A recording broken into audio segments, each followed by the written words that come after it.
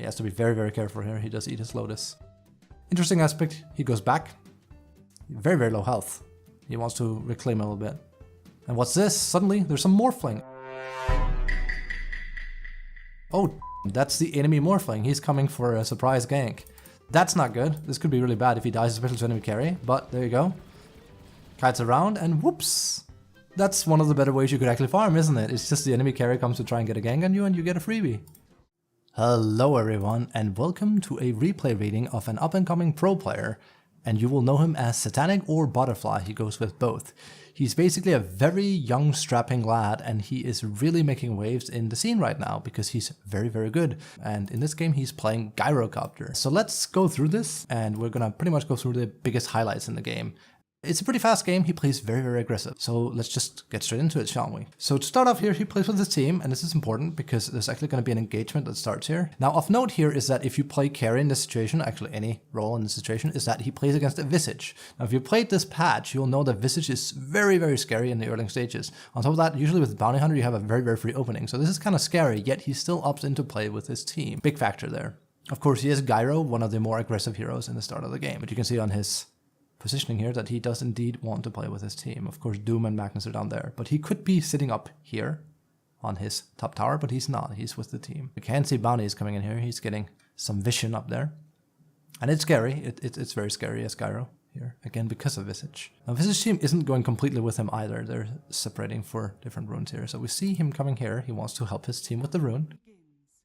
Now he sees Visage, so this is going to be scary. So he grabs that. Bounty comes in, gets held by SD. You can see Satanic pulling back here. First thing here, he instantly turns. Now some carry players would either leave or, go somewhere safe to TP out. He instead skills Flak Cannon and immediately presses fire. Now this can backfire because Visage is generating a huge amount of damage potential on his Soul Assumption because of this damage being done, especially because it's Flak Cannon. The same thing would happen if you took Rocket Barrage.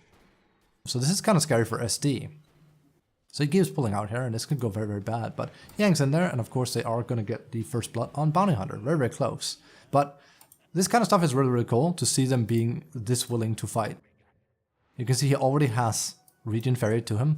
This is a very common opening you see on a lot of cores right now, in particular, where they will start with nothing but stat items, and then as soon as you have runes, if you get both runes, you can effectively get a potion or a tango out. That's exactly what he's doing here. So he's very self-sufficient. So laning is gonna be pretty standard fanfare. He has to be scarier though, because there is a Visage, and Visage in particular is arguably the scariest offlaner to play against to a certain extent. He has so much damage that could be shifted out. He does have an ST, so that helps out. Now, of note is here is also, if we swap to his player view, is that he will be checking around a lot. And this is a thing you'll see on a lot of like higher level players, in that they will pan their cameras to find out like what else is my teammates doing and what's happening around the map. And he does this continuously throughout the entire game, really. He just looks around the map, tries to find out what's happening on bot lane, mid lane, etc., making predictions on where he should be going. What really kind of sets him apart a bit is that he is quite aggressive. He rarely backs down in this game, pretty much almost ever. He's constantly amping up damage and he's just really playing a very aggro game. This is something that's super important in this meta in particular because, well, if you back down or if you play passive, you're probably going to get run over. It's also kind of why we've had this resurgence of ranged carry heroes, because they can bite back against a lot of like the top brass offlane characters. Characters like Luna are so common, SF, safe lane. They're making it really, really hard for offlaners to just run over the lane like they used to pretty much a few months back. You can see here, he's just constantly aggressive. He's not afraid. He's not afraid of like constantly shoving lane down with his Flak Cannon here. Visage actually can't really get like a foot on this lane at all. Normally you as Visage you'd love to over-aggress Gyra. He simply really can't. He's just too self-sufficient here. And we're gonna look at his player view. Now this is important, so I'm gonna pause here. And notice that right there. That's really interesting. He's farming here. He knows he's not in any danger, so he doesn't really need to actively look at what he's doing because he knows what he's doing because he A-clicked. He's panning down to see what's happening on bot. And of course, it's because Morphling died, which is important. That's the enemy safe lane that he's comparing himself to. It's just a small thing because it shows like there's an awareness being made by him that he's checking, okay, what's going on bot? They killed Morph, that's really good. And obviously we can't read Satanic's mind here. But no doubt he's feeling good about that. And he's even emoting. You can even hear Gyro laughing. But it's that showing with the camera movement that he's making sure he knows what kind of game he's in. Some people just kind of autopilot Dota, where they will almost always play every game similarly. This kind of invigorates him to know that he can play even more aggressive because, well, if Morphling is having a hard lane, that's good for him for one thing, but he's having a pretty damn good lane. He's just gonna keep flak cannoning. And Visage really doesn't have an easy time at all. So they do go in. Now, this is scary. Now it is gonna work out for Gyro here, but this is a very scary thing to do because Visage is as scary as he is. But Gyro does have like an insane amount of damage tied to him. So SD does change his life, but he gets 2 kills on Gyro, which is amazing. The first item he actually is getting out is a Blaze of Attack. He just wants to hit really, really hard. You can see he is queuing up Regen here. He knows he has to get more. Because Visage, when he comes back after dying, he has full mana, so he has so much room for doing damage with Soul Assumption. So he has to be a little bit careful. He does have a pot here or there. But it's this aggression that really makes it a lot easier to play safe lane. If you play passive, it's just so much harder for you to get a favorable lane. And he's completely fine with playing aggressive himself, which just, again, it just helps so much if you actually do play like that. And now there is chance for some plays again. You can see Visage is very scared if we look here. Like, this is not how you... As someone that spams Visage on the regular, this is pretty much not the ideal way to play him. You don't want to play like this ever. You want to be the one that sets the pace of the lane. And Satanic simply isn't really allowing him. He has full HP, he's full mana, and Gyro is a very aggressive hero, and SD is a very great support right now. High damage, just high utility. It's very hard to kind of swing back in this lane. It doesn't help he has a bounty hunter that is underleveled, which doesn't provide much in terms of damage yet here. So he's feeling good. He has good items. He has Falcon on its way here. It's coming, as you can see. So now that he wants to really amp up the aggression after this, because now he has so much mana. And his flak cannon is really going to start doing some serious damage on him. And again, he's not afraid of being down here. Like, this is a pretty aggressive position.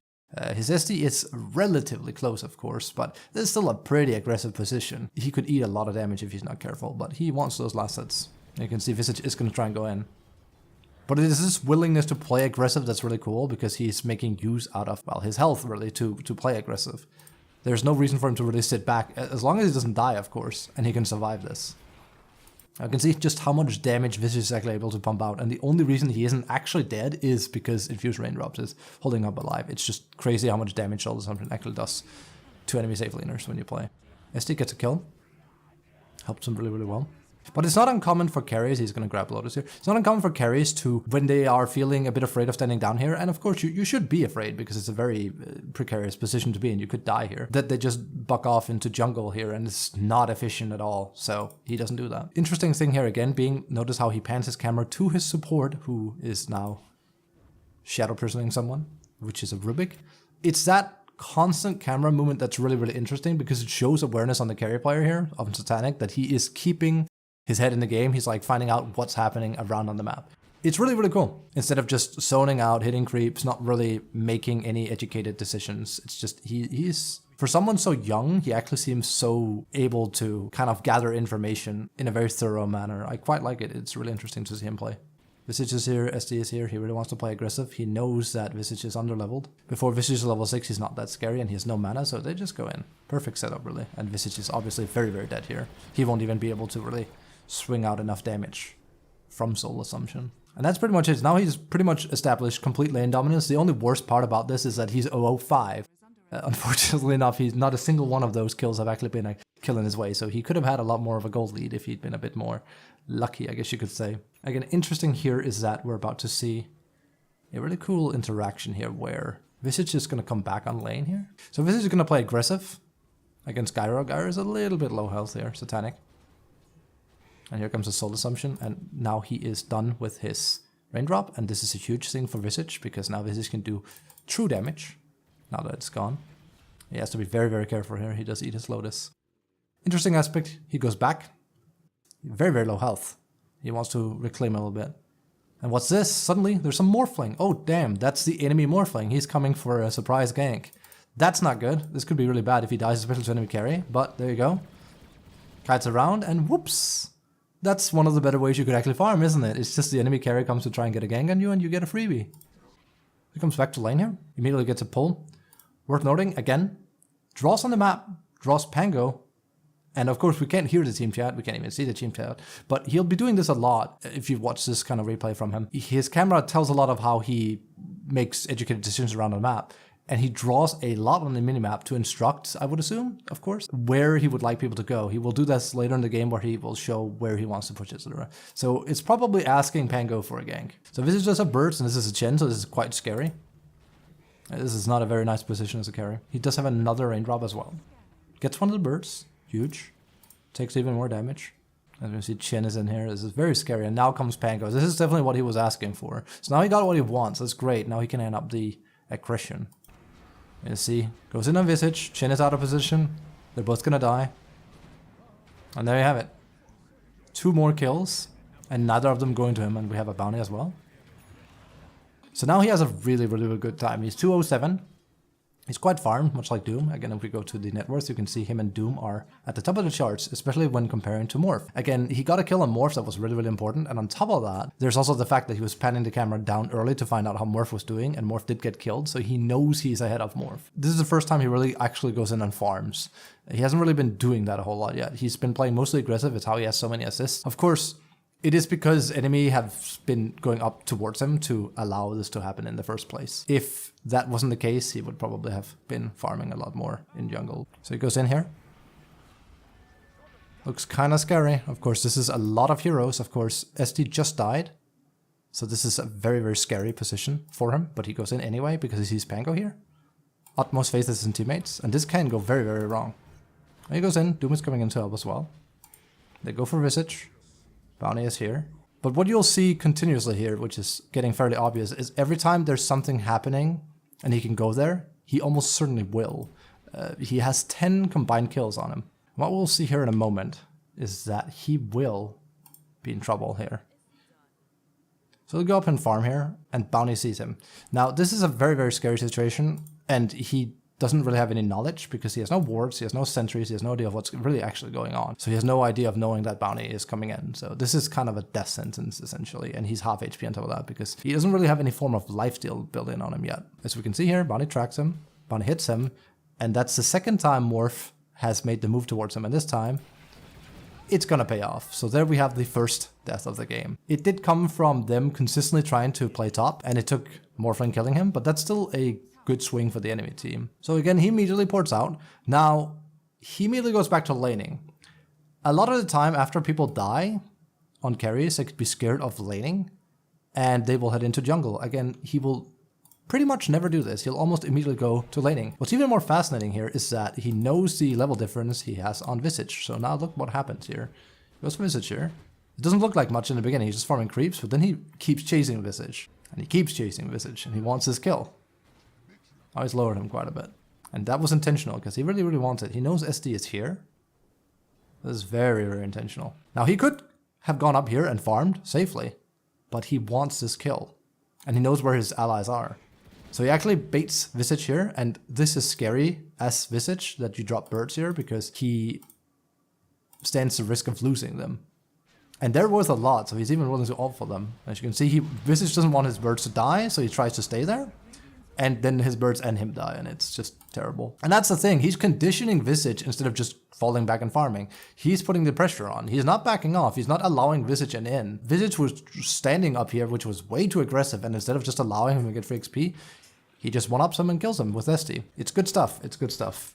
And he pretty much keeps playing like this through the entirety of the game. Just constant aggression at almost every point. And that's the thing. This is the main difference from what I've experienced with a lot of carry players, is that their camera movement is extremely good at finding out information. He's constantly pinging for stacks by SD. He's looking around. He pins to see where Morphling is. He probably doesn't want to get ganked again either. He is just gathering information while he's just farming, because why not? It's not that hard to farm. You might as well do something while you're doing it, right? Get information. And he's constantly checking around, checking how many stacks there are, whether or not it's useful for him to come in and get them by now. And he will, of course, go for it. There's a lot of creeps, and he's a gyro, so why not? He doesn't even need to ult. He has so much damage. Again, checking around all the time, making sure where are they? How's my offlaner doing while I'm farming? He's really being keenly aware of Morphling in particular. He's constantly looking bot, even pinging the rune spot here. Of course, can't tell what he's saying. It might be like he might have a ward. Can you deward this? Maybe his intention is that he wants this dewarded so he can just sneak through the portal this way. Maybe even get a gank on Morph with a Doom. You never know. But it seems like that's the kind of stuff he's trying to communicate over the minimap. It's always useful when your carry is vocal and actually willing to really play with the team, and especially if they're willing to make aggressive calls to get further ahead in the game, I think. It seems like that's exactly what Satanic is doing. Now, this is what I would consider the most, arguably to some extent, the most pivotal moment. And look at this here. He pivots his camera to mid. Now, this is huge, because Doom wants to push that, Pango wants to push that, and now he seems to think, I want to fight with them. And he does. And it's just nice to see this whole, he shifts gears to now he wants to push with his team. It's the fact that he saw the opportunity for it and he didn't just sit back and farm. Many carry players would just say, okay, my team is pushing, great, that means they're creating pressure so I can AFK farm. He sees this as an opportunity to join in with his team, get kills and push more. So he does. I think this is exactly the moment in the game where they really amp up the most from this play, because they're now at 1840 roughly, getting the gyro that's really farmed on Satanic, and he's just joining in and he's making it work. As we see here, he joins in. Wants to get that tower.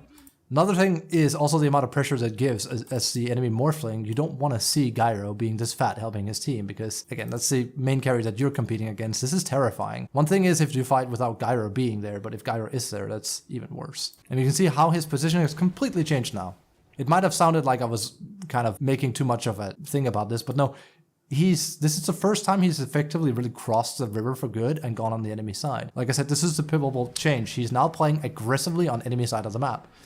Whereas before, all the kills and the deaths and the assists he has was all located on people trying to play around him on the map. Now, he does go back here, because you have to remember that the one place he actually hasn't been to yet is his Ancients, and they have been wonderfully stacked for him.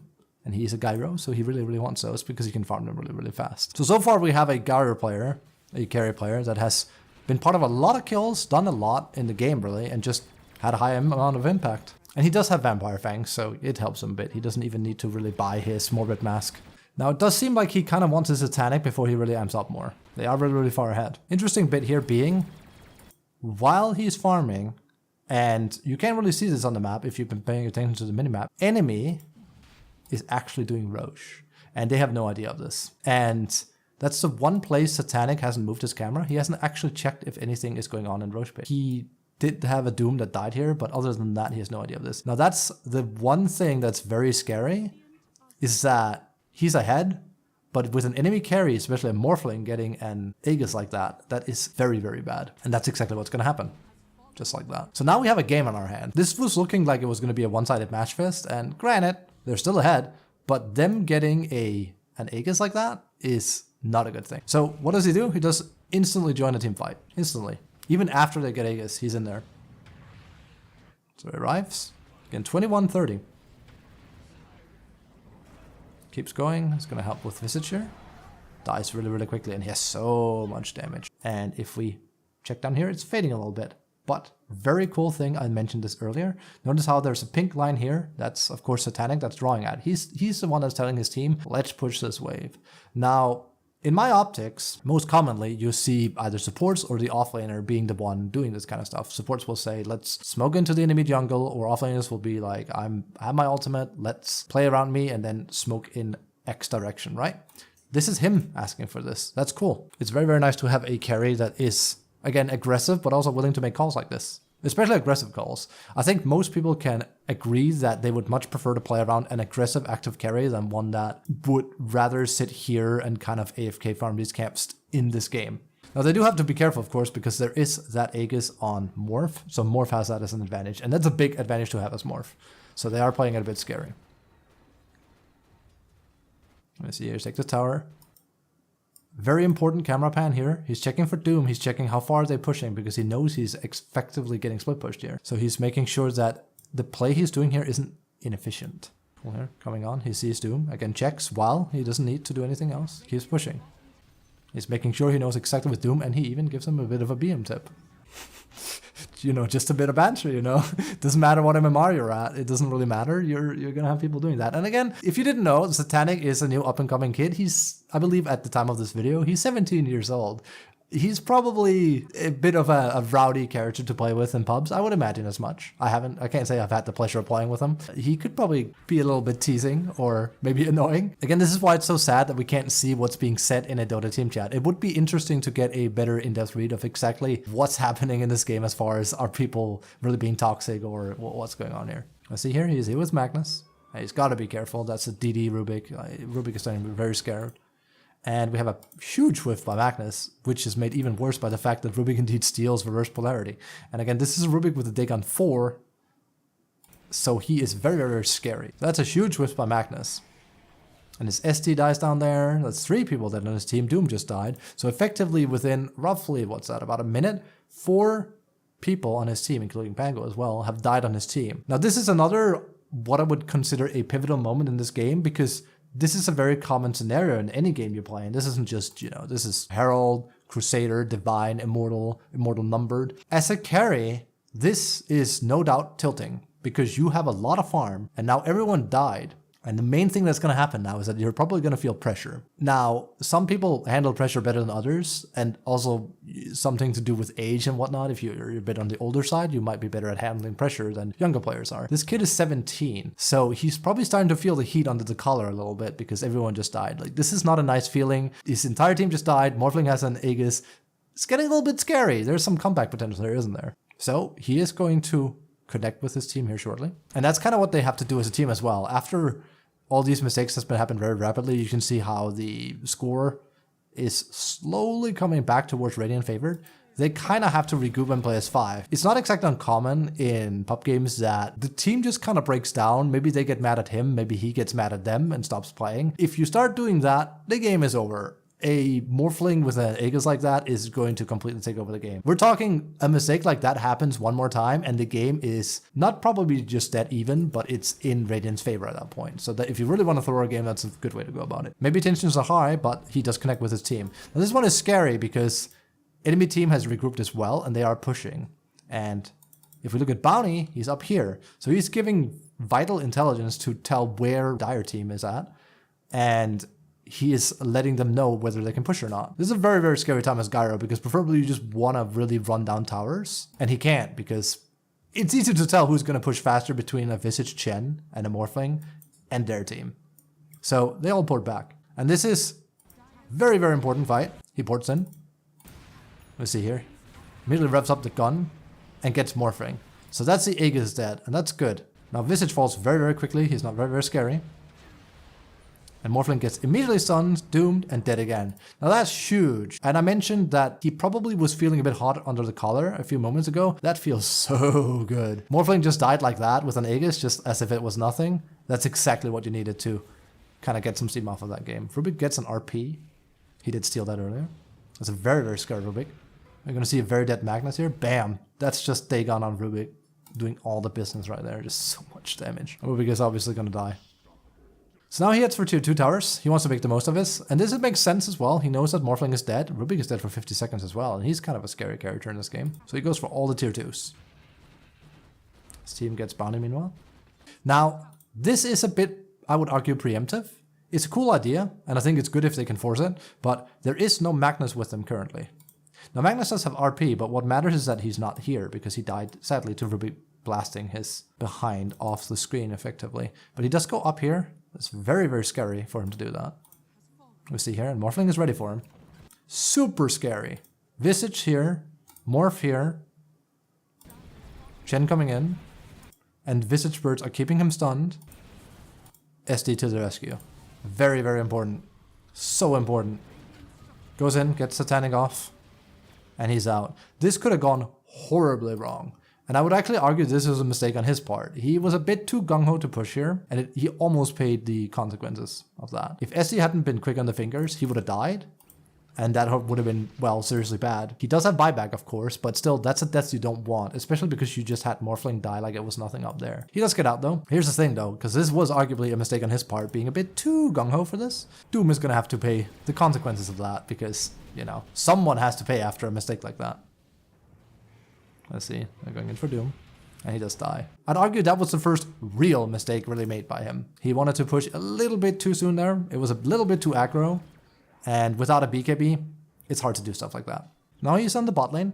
He is with his entire team. This is really important. He's regrouped his team. He's not getting split pushed. This is big. And his entire team is in an arc behind him. And this is good. He has some good initiation to follow up on him. He has Magnus with an RP. He has Pango with Pango roll. And he has Doom with Doom. This is some good stuff. And he has a backup from SD if he needs saved again. Especially because he doesn't have a BKB. So he just go in the front. He just checked morphing. He just checked behind. Bounty is being a bit of an ass because he is cutting the wave. And see, he goes up here. Not as scared this time because this time he has his entire team behind him. And he also knows Morphling isn't there. He was checking. He wants to get barracks. This is still very, very scary again, being at half HP. This is quite risky. He could die if things go wrong. He just decided to pull out. His team is there, of course, but this is still very, very scary, even if he's a farm guy. Enemy has a lot of burst damage, especially Rubik and Morphling. And here we pretty much have the final fight that's about to come up. So they're pretty close to each other, entire Dire team here. And he is pretty much putting himself in the front. He's not afraid anymore of getting gone on, even though he doesn't have Satanic ready. His team is here, and he probably expects them to back up. Again, goes enemy side, leads the charge. Really, really good, despite not having a Negus, effectively. Sees Doom going in. And here we have the biggest fight of the game. You see, Pango starts the fight. He comes in from the side here. Activates Flak Cannon. Rubik is doomed, so he's definitely dead. He starts wailing away. There's Chen. Rubik is down. Let's see, Morphling trying to get out. Let's see, Pango just chasing him down. Visage bare little spot because Morphling is the one they decide on instead. And that's pretty much the game because there's not really anything Visage can do about that. With Morphling dead and without having any kind of buyback, that's it. What are you going to do? They can effectively just end the game if they want to. And they do. Instead of taking all the barracks, they could waste their time doing this. They just decide to end it. And again, why not? The game is, well, over. If they had buybacks, they would be using them now. And then you would either pull back or just fight them one more time. But because they're not buybacking, and there you have it. Very, very cool game. Very, very aggressive gyro play. Not a lot of mistakes either. It's kind of interesting to see just how relatively clean Satanic played this one. I would argue his death was a bit on the aggressive side. He died all the way up here in the early game because he had no vision in his own jungle. There was not a ward, there was no sentry. Bounty sneaks around trying to find him, finds him here, and then Morphling comes in for the double and they kill him.